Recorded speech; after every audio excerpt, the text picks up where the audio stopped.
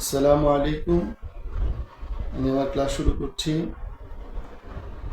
আজকে ২ নং ভাগের বাকি যে দুই বর্ণ আছে স্বর অ এবং স্বর আ কিভাবে লিখতে হয় আজকে আমি ইনশাল্লাহ দেখানোর চেষ্টা করছি।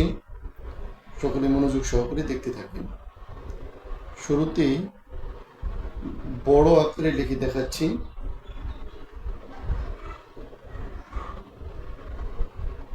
প্রথমে সুন্দর করে এরকম মাত্রা দিতে হবে, সোজা আকারে মাত্রা দিতে হবে। মাত্রা দেওয়ার পরে মাত্রার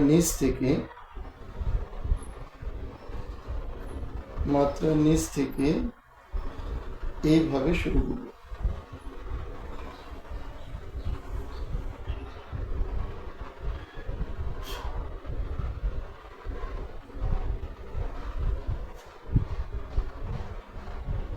তারপর এইভাবে নিবে, তারপর এইভাবে নেবে। এই হচ্ছে স্বর অ।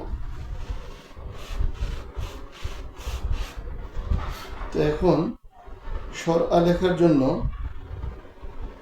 শুধু এখানে একটা আকার দিয়ে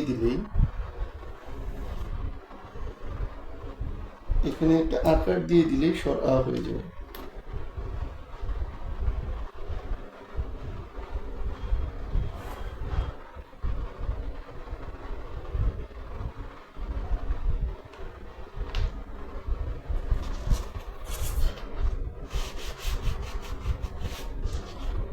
তো স্বর আ লেখার জন্য এখানে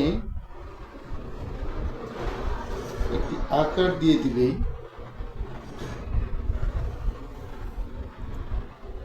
স্বর আ হয়ে যাবে।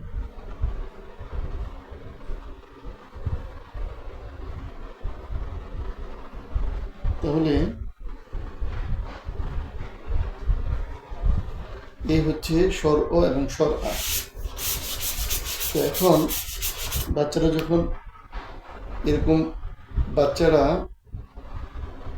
বড় আকারে বড় করে কয়েকবার লিখবে, যাতে লেখার মাপটা বুঝতে পারে। তারপর ছোট করে লেখার চেষ্টা করবে। ছোট করে লেখার জন্য আমি দেখাচ্ছি।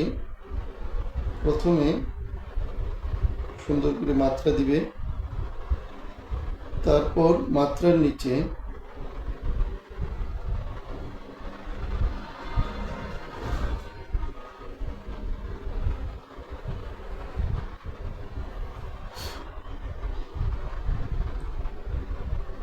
এইভাবে তয়ের মতো লিখবে, তারপর এরকম নিবে, তারপর এরকম নিবে। এই হচ্ছে স্বর অ। তো এখন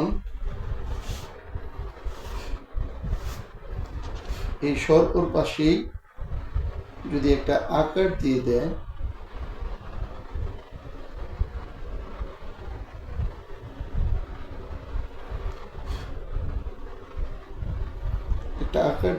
তাহলে হয়ে যাবে স্বর আ। তো বাচ্চাদের শেখার জন্য এখানে একটা স্বর আ লিখবে, এখানে একটা লিখবে, এখানে একটা লিখবে, 3টে করে লেখার চেষ্টা করবে। এরকম উপরের লাইনে 3টে, নিচের লাইনে 3টে, এরকম। আর এই লেখাগুলো বাচ্চাদের লেখার সুবিধার জন্য 3টে করে লিখবে, উপরের লাইনে 3টে, নিচের লাইনে 3টে।